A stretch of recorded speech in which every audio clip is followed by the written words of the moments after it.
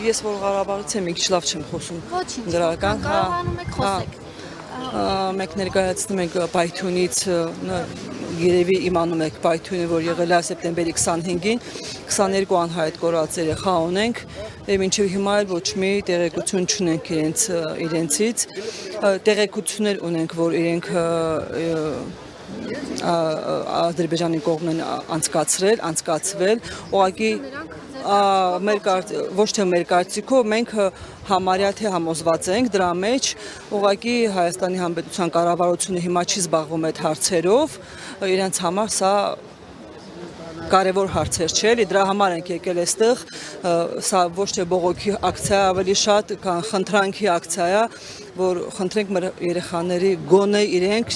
այդ հարցով զբաղվեն, որովհետև հիմա ոչ Հայաստանի, ոչ նամանավանդ Ադրբեջանի համար սա կարևոր հարցեր չեն։ Ինչու Հայաստանի համար կարևոր չէ։ Հաշվում եմ, որ դա խանգարում է երևի այս խաղաղության, իրանց խաղաղության օրակարգում։ Դե մենք էլ ենք տենց մտածում, բայց ցավոք սրտի մենակ մենք ենք տենց մտածում, ասում են մենք խոչընդոտ ենք երևի իրենց համար այդ հարցերում, դրա համար մենք այն որ ասում է վնուժդինը արդեն այս ձևի ենք դիմում էլ արդեն բարձրաձայնում էր հարցը, որ գոնե հարցը մնա արդիական էլի, մենակ մեզ համար չմնա։ 2020 թվականի Արցախյան պատերազմից հետո 21 թվականի խորհրդարանական ընտրություններից առաջ Նիկոլ Փաշինյանը եւ իր թիմը մտահոգություն էին հայտնում արցախցիների էթնիկ զտման համար եւ խոստանում էին, որ արցախցիները իրենց տները կվերադառնան, բայց այսօր այդ հարցը ոչ միայն փակված է, այլև Նիկոլ Փաշինյանը համարում է, որ դա սադրանք է, եթե մենք արցախցիների հարցը բարձրացնենք իրենց բնակավայրեր, իրենց տներ վերադառնալու առումով, ինչ կասեք։ Դե ես հիմա անձամբ իմ մասին կարող ասեմ, հիմա ավելի արդիական հարցը այս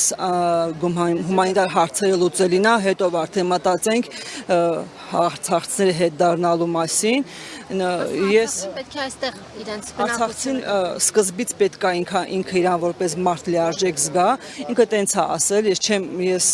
չեմ կարող մեկնաբանել իր ազրույցները, ես ճիշտն ասած միշտ ուզում եմ իրանից հարցնեմ, որ 22 թվականին գնացել ստորագրել է թուղթը, որ Արցախը ճանաչում է արդեն Ադրբեջանի կազմում, ինքը ոնց է մտածել 120,000 մարդ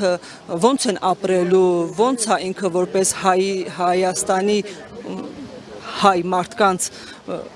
ղեկավար տենց ասեմ էլի իրենց մասին ինչ է մտածել, որ թուղթը ստորագրել է, մեզ էլ գցել այս վիճակի մեջ։ Ես իր խոսքերը չեմ կարող մեկնաբանեմ, ճիշտն ասած, ես կարողացել եք ձեռք բերեք անձնագիր Հայաստանի Հանրապետության։ Հիմա բանի մեջ է, այդ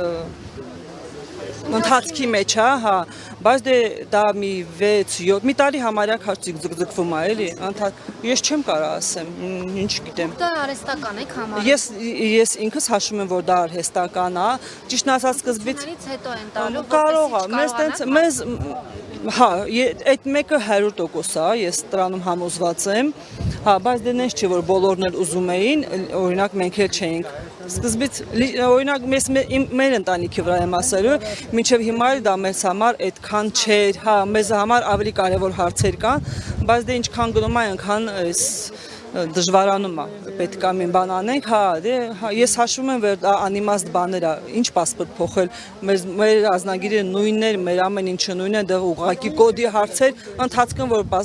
ազնագրի ժամկետը լրացնար, այդ էլ ընթացքում կկարողանային էլ փոխել, էլի սա արհեստական է սարքած, այո, 100%։